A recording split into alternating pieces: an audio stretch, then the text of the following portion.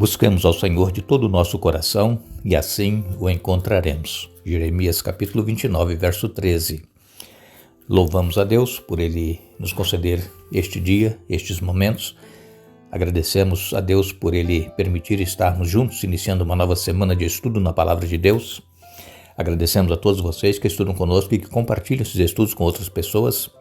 A todos que são inscritos no canal Hora Tranquila no YouTube, que clicam no dedinho de joinha, e também a todos vocês que nos escrevem dizendo de onde estão acompanhando. Queremos aqui mandar um alô especial para o professor Itamar Neto, pedindo orações especialmente pelos filhos Karen e Caio.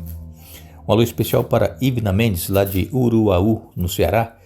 Eu, na sexta-feira, disse que a mãe dela havia completado 91 anos, mas foi 63 anos, 63. Desculpe o engano. 91 anos quem completou foi a mãe da nossa irmã Dilza Flora. E a Dilza pede orações por sua mãe. Também a Ivna Mendes pedindo orações pelo Enoque. Mandamos ainda um alô especial para Lenita Malvar e os filhos Eduardo, Marcelo, também as noras Thaís e Mariane, a netinha Júlia, também ao Davi, e ao esposo da Lenita Malvar, que é o Ivair, que ele possa se voltar para o Senhor. Um alô para Tereza Lima Nascimento e também Geraldo José de Souza e todos os demais que nos escrevem. Nós agradecemos e mandaremos sempre alô para vocês. Iremos orar.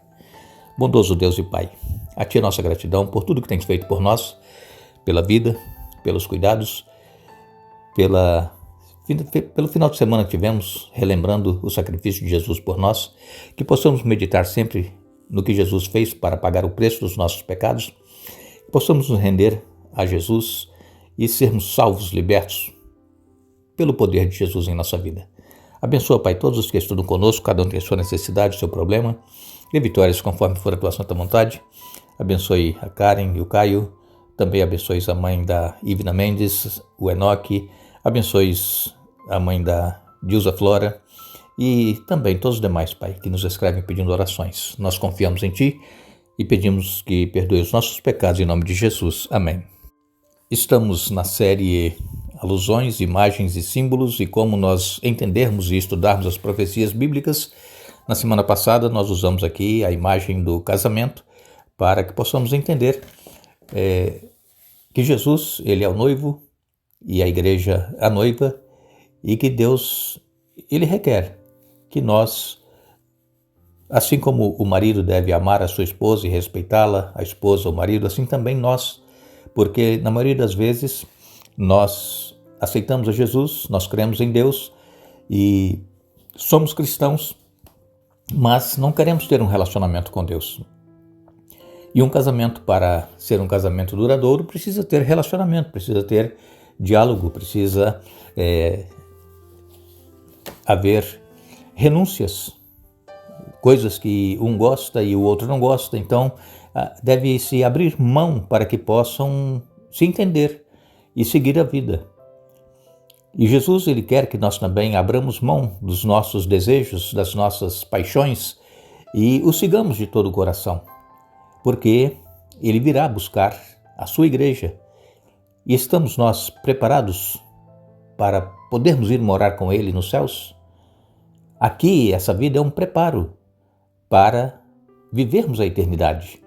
Se nós aqui não temos relacionamento com Deus, se nós não nos apegamos à sua palavra, se nós não oramos, se nós não testemunhamos, nós não estamos nos preparando para ir para os céus.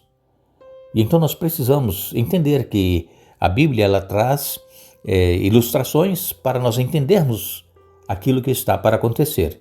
E essa semana nós vamos falar sobre algumas nações, povos que já existiram, que dominaram o mundo de suas épocas, e tudo isso está dentro da Bíblia. Mas nós sabemos que todo reino terrestre é passageiro. Eles podem durar algum tempo, podem reinar por um tempo, dominar por um tempo, mas eles vão passar, virá um outro mais forte, um outro mais poderoso, e então o reino que vai permanecer é o reino que Jesus vai estabelecer. E isso está profetizado no livro de Daniel. Então nós encontramos aqui, em Daniel capítulo 7, no verso 14, a Bíblia diz: foi-lhe dado o domínio, a glória e o reino para que as pessoas de todos os povos, nações e língua o servissem. O seu domínio é domínio eterno, que não passará, e o seu reino jamais será destruído.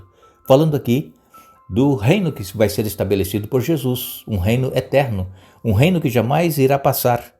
E como nós falamos já nessa série com vocês, no livro de Gênesis, nós encontramos ali o fundamento para todos o restante da Bíblia, todos os demais livros.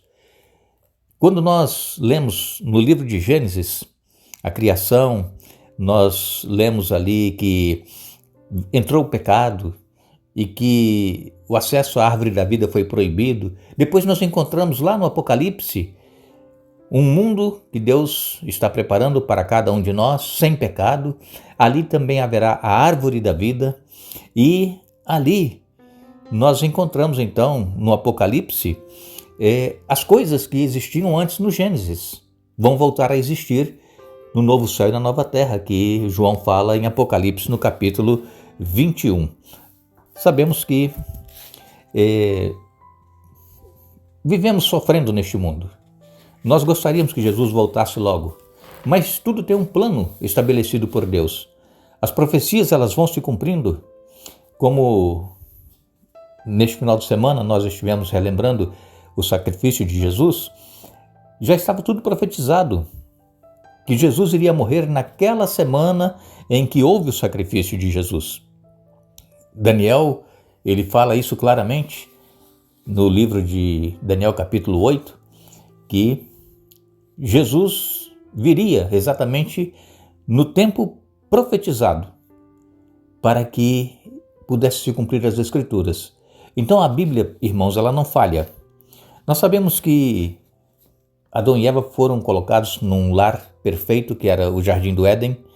Ali era um lar ideal. Não havia maldade, não havia pecado, só reinava paz. Agora entra o pecado. E o que acontece? O pecado, então, ele traz sofrimento, traz dor, traz morte.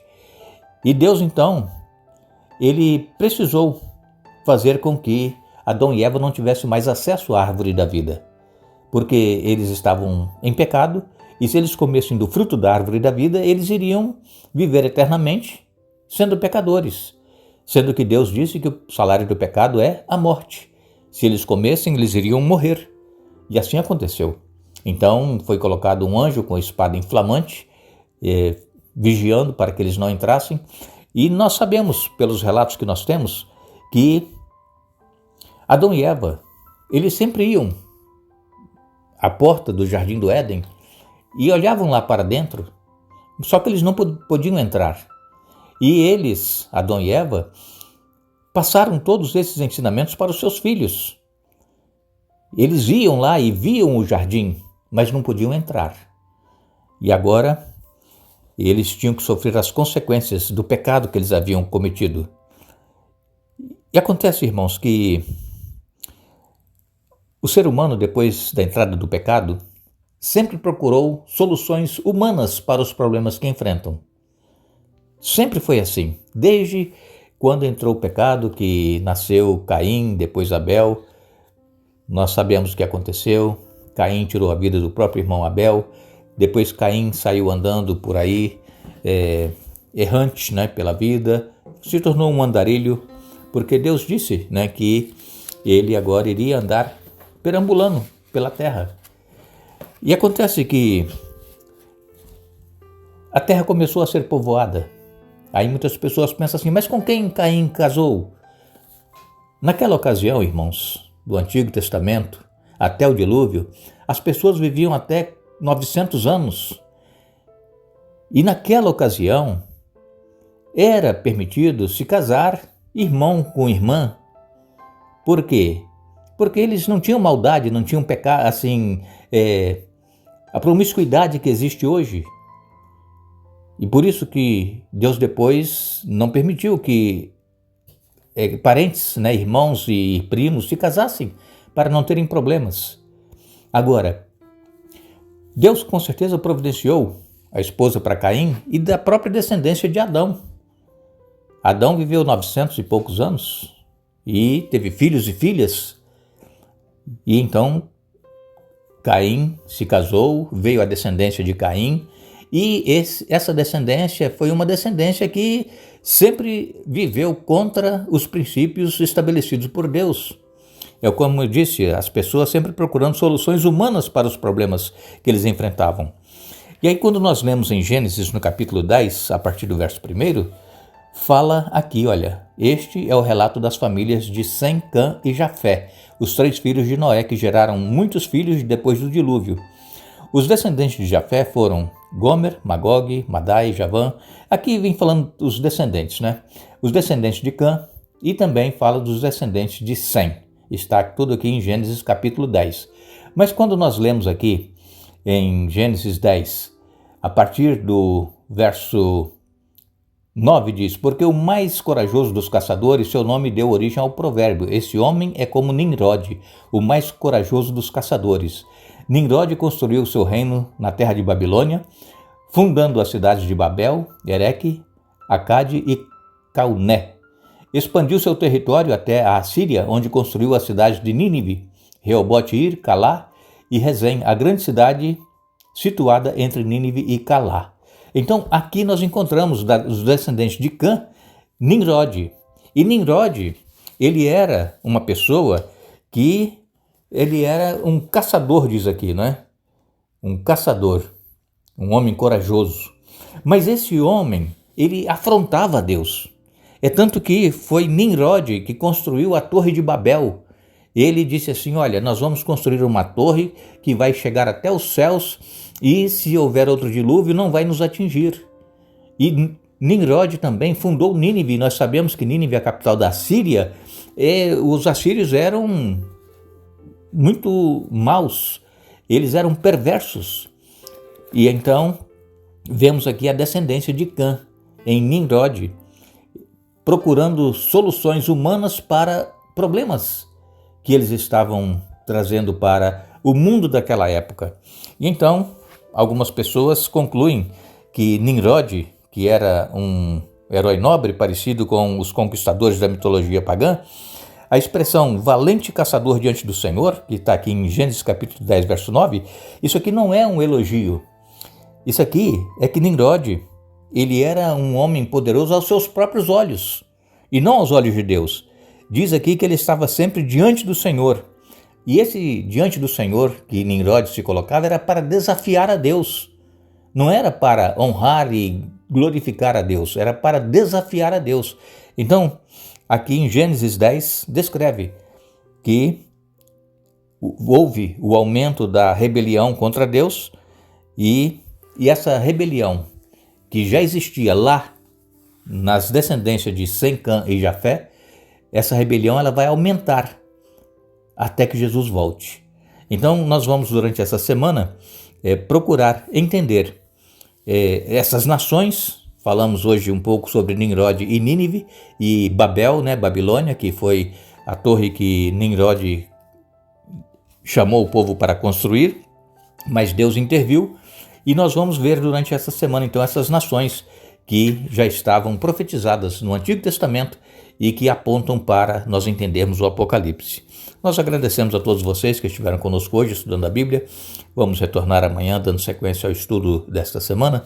Lembramos a todos que Jesus disse, examinem as Escrituras, porque elas testificam de mim. João capítulo 5, verso 39. Que Deus nos abençoe.